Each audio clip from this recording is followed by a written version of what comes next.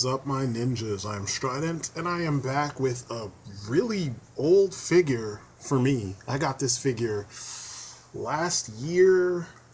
Was it in the summertime, or might even been fall? But and I've been meaning to review him, and I don't know. I've been sitting on these pictures for a minute. All kinds of things happened, and so we're here a year later, and I am reviewing him now. This is the new 52 Swamp Thing by DC Collectibles. I'm pretty sure this is before all the QC issues because his joints don't appear to be clear, but then again, it's kind of hard to see them based on the way he is constructed. But I'm just gonna start off by saying the presentation, you know, the big page being turned and the figure being behind it, it really comes alive in a bigger box.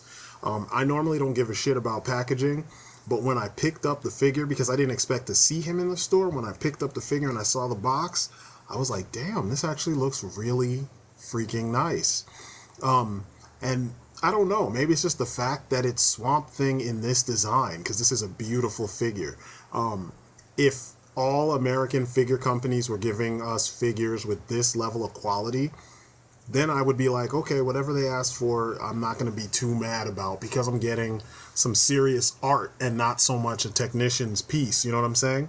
When you get those pieces that are done by, you know, technicians that don't necessarily have a handle on sculpting and, you know, keeping the integrity of the original design, or just the little traits that make the character, it makes your figures feel cheap, and it lessens the joy of collecting, you know. And I'm talking to you, Hasbro, and I'm also talking to you, Mattel, because over the years, though, two of them have been cheapening up their shit so bad that, like, I'm glad I got what I got, and I'm good, you know. I'll cherry pick from DC Collectibles, and this was, like I said, before the QC stuff started going downhill, so I haven't had any issues with him, and he's fallen a couple times, so I'm really happy about that. But beautiful packaging. It took me a little while before I even opened him, because I kept marveling at him in package, which is strange for me because I never do that with American figures. But I just can't say enough how well sculpted this figure is, how well painted, just every little detail shines, you know? And he's a very simple release with a lot of little details. Even, like I said, in the package, the red eyes kind of glare out at you, but not in an evil kind of way. You know, it's kind of I don't know, he just strikes me as a guardian. He doesn't strike me as a demon. And I know he's not a demon, but I'm just saying, like, typically, you know, you see red eyes on a character, and it's like demonic or evil or, you know, foreboding or something. And in this case, it doesn't feel that way. It just sets off his eyes apart from the rest of the greens and browns that make up his body. The big tree bark sword and the big tree bark shield. Ingenious. And I'm going to go into that a little bit more later on in the review. But I love it when a figure comes with exactly what they need. When I get to my Masters of the Universe Classics reviews, you will see some of what I'm talking about with them, because a lot of them come with exactly what they need to set them off. And I love it. The freaking wingspan and the antlers, fucking beautiful. Considering what Swamp Thing used to look like with the one by Kenner. My little brother had this when we were kids. And then the DCUC version, or Signature Series version. It's crazy when you see this one and you see how well done this new one is. It's fucking amazing, you know? I'm just happy to finally get him, because Swamp Thing has been, you know, absent from my collection for years.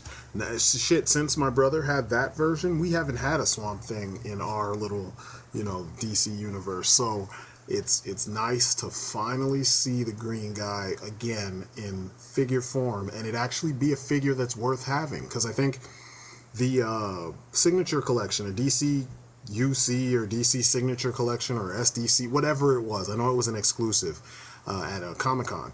It was covered in a weird green kind of, he was like a rubbery body.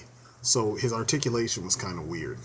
Anyway, here's the box. The box is actually really, like I said, it's beautiful because the figure is so well done. Yes, there is a little bit of a difference in paint with the prototype and the actual figure, but I mean, for the most part, they do look very similar. There he is again on the other side, so you're seeing what the actual figure looks like. It's just a really well done design. It's so simple and stark and straightforward.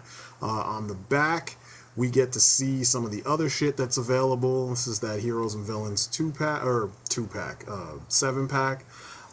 This whole thing, it doesn't really do it for me. Just having the heroes in metallic colors and, you know, all that shit. The Flash is probably the only one I would want in metallic colors. I don't necessarily want a Batman in metallic colors, even if it is the New 52 style one. The villains, you know, I'm not a real big fan of the New 52 in general, so I don't really need the villains of this version of the villains. And that Catwoman looks like, her stature reminds me so much of the Jim Lee Hush Catwoman. And, you know, I could be wrong, but it almost looks like they re-sculpted using that as a base. But anyway, that was just a random thought. I could be wrong. It kind of looks a little different, so whatever. Now, like I said before, this figure is a monster when it comes to sculpt and paint. The paint job is fucking superb. You know, on par with Japanese figures, I have to say it. It's 1,000 times better than the paint and sculpting that we've been getting as of recent. And I don't know why. I don't know what the difference is. It's just weird to me, but it's the truth. You know what I mean? I can't say it any other way. This figure was sculpted by Phil Ramirez. Dude is a monster, man. He sculpted a ton of Marvel Legends figures, including, let's see, the first Captain America, the X Factor version, and the old school version of Cyclops. I mean, ton of figures that you can think of that had a ton of detail. Several of the Hulks, including the the one with all the war paint. I forgot what his name was because I'm not a big Hulk person. He did the Kingpin. I mean, he's got skills. And he's been around for a very long time, so it's good to see his work, you know. He also did Thanos, the Watcher, several of the really detailed versions of Wolverine. I mean, he's got skills and it shows. I mean, look at this regal figure here. I mean, he looks powerful and kind of reserved though, and he looks, you know, like he definitely is a part of the earth. I mean, if you had him surrounded by greenery, he would fit perfectly. I mean, there's so many little intricate details, and I know organic detailing can be fun because you just kind of let your mind go crazy once you figure out what the pattern is. But I mean, you've got moss on here, you've got bark, you've got, you know, just sludge. You've got so many things all mixing together, vines, you've got grass. I mean, and you can see all of those little differences in materials all over the figure, you know, and it's just so well done. I mean, I'm going to say that a lot in this review because I'm impressed. It's not every day that they do things this well when it comes to, you know, a figure with this kind of detail. I mean, think about how many times you saw a figure like this and it was kind of underwhelming, like the Signature Series Swamp Thing. He was cool and all, but all the parts didn't work together, you know, for the benefit of the whole. It was kind of like you had a lot of cool parts, but together you had a lot of problems, you know. He wasn't very posable. He essentially was just a rubbery statue.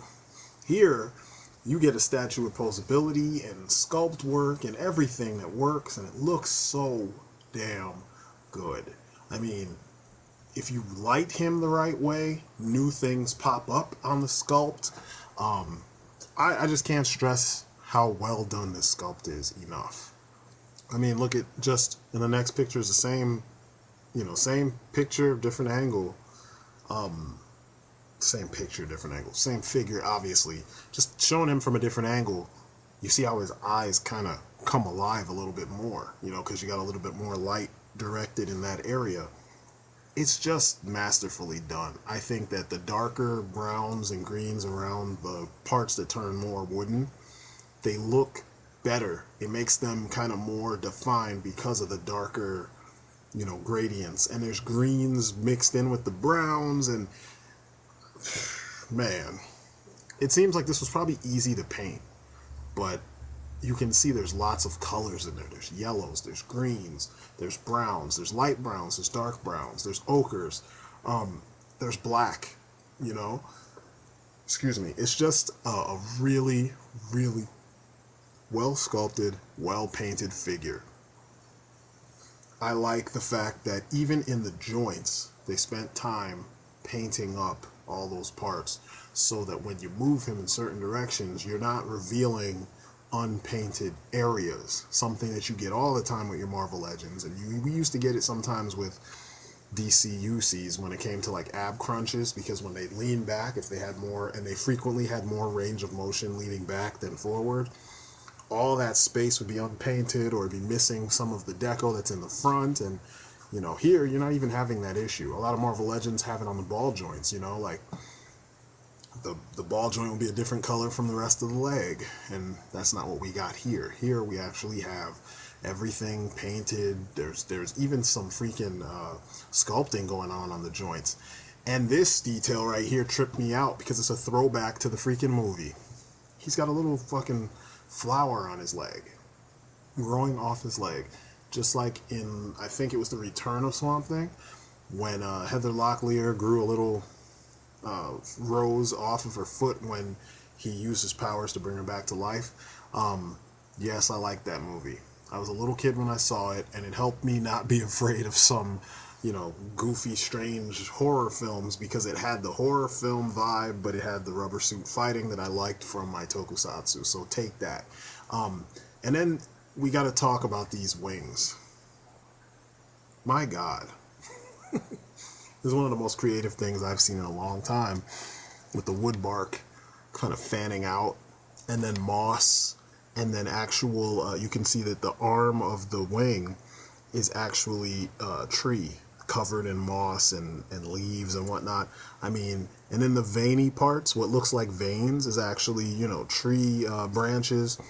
I mean, man, and the wingspan. This wingspan is huge. I mean, I have to have like him behind everybody in one of my shelves so that I can actually have him, you know, have a place for him. He's kind of on a shelf almost by himself because his wingspan is just ridiculous. But they did a really good job. I mean, it's a lot of figure for your buck. I think I paid what, 35, maybe $40 for this guy. It's just dope. simplest review ever. It's just dope. I don't even have to really go into too much detail about why. I mean, just look at it. Yeah, it's green, brown, yellow, light green, you know, dark brown, light brown, reds, you know, black wash in there and brown wash and shit, but it works, you know? I just can't really stress it enough. It really fucking works. I don't have anything to say, considering that a lot of the time I spend my reviews complaining about things that should have been done better. Definitely not the paint and sculpt on this figure, you know? This is almost a beautiful statue that just happens to have good articulation, and I'm okay with that.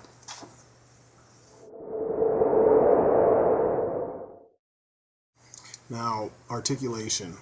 Dude here, as big as he is, has very simple, very sturdy articulation. You know, he's got ball socketed shoulders, the single bend at the elbow, the swivel at the wrist, ball socketed hips, swivel thighs, double jointed knees, which works really well because he is a big dude, and they're really thick double jointed knees. You know what I mean? They're not giving easily, which I really dig.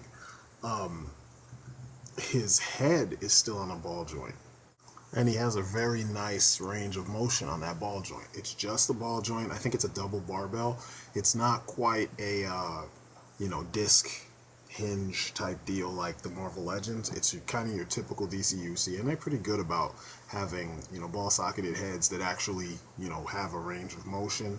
The wings, this is a plus and a minus. The wings are on a swivel. They swivel at the base. They're not removable, at least not that I know of, and I haven't seen anybody really take them off except for folks that might be customizing. But there is a swivel at the base and then a hinge sticking directly out of the back. So here you can see it. It's like a T hinge. So the base of the T sticks into the back, the top of the T sticks out, and the wings clip on top of that.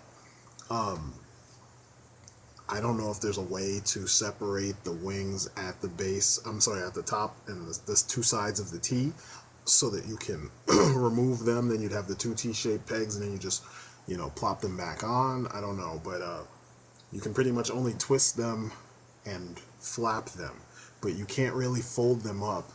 And that's both a plus and a minus, and I'll get to that towards the end of the video because it's pretty much the only issue or con that I have with this whole entire release. I mean, everything else is just so well done. I don't have any issues with his joints. Oh, and the feet are on these weird swivels. I meant to say that earlier, but it's great. Now, as I mentioned before, he only comes with 2 accessories, and they're the only 2 accessories that, from what I've seen in the artwork, it's the only 2 accessories he needs.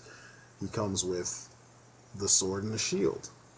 Now, unlike typical warriors and whatnots, this particular champion, guardian of the earth, has a sword made out of bark and a shield also made out of bark. So even his weapons are made of the earth or from the earth. And I think that's awesome. It helps add to his whole motif, and I don't have any issues with that. He looks the part, and it just works, The pieces kind of just sit on his wrists, and there are these little... I'll get to that in a second. But anyway, the paint on the shield is really well done, just like everything else. It even matches the other brown parts on the figure, so it's really nothing to complain about there. You could always go in and add some scratches or something like that if you want it to look like he's used it a lot, but I imagine that it just disintegrates when he's done, and he just grows a new one. Just like here on the sword. It's hard to tell what's the arm and what's the actual accessory, and I dig that because they painted them so closely that they actually look like it's grown directly off of him just now, before, as I took this picture.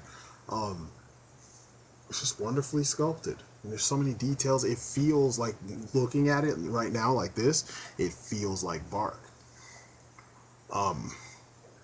And it really sits in there really well. I was impressed because, when I put it on, I was like kind of slapping at it to see if it would, like flicking, or wow, that just sounds so wrong. I was just, messing around with it to see if it would actually pop off his wrist, and man, it's in there and it's not going anywhere. So if he hits something with it, it's not going to break. And that's the other thing. He's just so sturdily constructed that you could actually, play with this figure and you don't have to worry about it falling apart. And a lot of DC, the newer DC collectible stuff is so fragile, whereas like the older stuff, man, I have DC collectible figures that I was banging around against, stuff with my little brother back in the day, like the Public Enemy, Shazam, and older figures than that. I think I had like an Aquaman from years ago that we used to play with, and not Hal Jordan, but Parallax figure that we used to play with back in the day, and some of the Kingdom Come figures, you could play with them and they won't break. I mean, they're not very well articulated, but they're cool. But anyway, like I said, the shield and stuff, everything is painted well. They feel very substantial, and that's one of the things that I always want in my figures and their accessories. I want it to feel like it's not gonna break if it falls off the shelf, or if the figure falls off the shelf with the accessory in their hand or on them or whatever. And nothing on him feels like it's gonna just fall apart on me. You know what I mean? It all feels like it will last for a very long time, and nothing's gonna fall apart, you know, after, you know, a day of having him. And now I've had him for about a year and no issues. Now here is where you remove the bark that's on his forearm, and you'll see that the sword has a shape specifically for that arm, and then on the other side it's the same deal. There's a shape that fits the recess for that arm, so you know that the shield can only go on the left arm and the sword goes on the right arm. So, you know, all in all, it's very simplistic, very straightforward, and very functional. I mean, that's what you want. Now, my nitpick with this figure is it comes in the form of the wings. If you've had DCUC figures, then you know that those wings on the Hawks are the best wings they've ever done on any figure, period. They fold up, they can flap, you know, they can open out at the sides. The only thing they can't do is cover the figure. Like cover them in front like the gargoyles do. And bird wings don't do that, so I don't really feel the need to do it. But it would be cool if you could, you know what I'm saying? But I'm not nitpicking about that. What I'm talking about here is Swamp Thing. Now, as huge as those wings are that Swamp Thing has, he just doesn't really have a way to fold them up. And I think that if they added the hinge, and this is something most DCUCs that have wings, like any Hawk people from DCUC, I'm sorry, from DC Direct or DC Collectibles, any Hawk people from them or anybody with wings, they usually do this. They usually flap, and sometimes they twist, and sometimes they're removable and sometimes they're not, or they're a ball joint, and that's it. They don't really engineer the wings to do the things that wings do. I saw ODC, that's me's review with what you call it, Robin from the New 52, and he had the same problem. So, you know, if they fixed that and they allowed the wings to fan out and then close up and then fold, it would have been even better. And I think the figures would have been a little bit more appreciated, well appreciated, you know. Overall, this is just made of wind. Every little thing about this guy works. Nothing really works against him. He's sturdy, huge, he's got a presence, cool details, really well done paint, really decent articulation, because I never liked when big characters have too much articulation. That's why I love the Marvel Select Juggernaut, that's why I love Marvel Select's Thanos. I like Marvel Selects in general because they do this well. A lot of Marvel Legends that were larger had too much articulation, and they always slump over and fall down, like fucking Colossus and their corny-ass monkey-armed Juggernaut. It just didn't work. Whereas this guy, he's big, and he has the right, you know, amount of articulation, so he can stand up straight and look powerful, you know? He could fall off the shelf, and not a whole bunch is going to come off, if anything, you know? And that's what you want. Not saying that all figures have to fall off the shelf, but they tend to do so. And it's an eventuality of a lot of us, you know? I have kids, so, you know, sometimes they run up the steps and then one of the figures takes a tumble. And if it falls back on the shelf, I don't want the wings to fall off. You know what I mean? If it falls forward on the shelf, I still don't want the wings to fall off. I don't want it to break. So it's one of those things that, you know, I kind of keep in mind. It's another reason why I even have carpet near some of the shelves, just in case, because it'll break the fall. But, you know, you can put them with other supernaturally, you know, fueled or supernaturally themed figures, and he looks at home. He looks just weird enough to fit with them, and just heroic enough to fit with your other guys, you know, because, you know, Swamp Thing's world has always been kind of separate from the Justice League and the other superheroes of the DC universe. So this figure is just a win. Everything is well done, everything fits. You really don't have any areas to complain about. Probably the one thing I could complain about besides the wings, you know, like I said, that's the only downside, is the lack of availability. I didn't see this figure anywhere. Even after I got him, I think I might have seen him once, and then I was like, you know, what happened? Apparently a lot of people either liked him, or because it was a deluxe figure and it was a little bit more expensive than the standard you know, DC collectible figures, he just somehow disappeared, you know what I mean? And that's kind of unfortunate because a lot of people would enjoy this figure. But you know, if you manage to have found him, or if you track him down, because I see him online a lot, I've seen him go for some strange prices, but if you manage to find him for a decent price, this is a win. You will love every aspect, from his big toe all the way to the tips of his freaking horns or antlers or whatever. The paint job is just, it's perfect. It's perfect. I mean, this is probably as close as I can say that we've had to a perfect DC collectible figure without, if you discount the wings. If you have the space, you could have him flying or, you know, floating, and it would look perfect, and then you don't really have a problem, you know? So anyway, I'm Strident. This has been my review of the New 52 Deluxe Swamp Thing by DC Collectibles. And yeah, that's my story, and I'm sticking to it. I hope you guys dug the video, and I will see you on the next one. So, peace outside.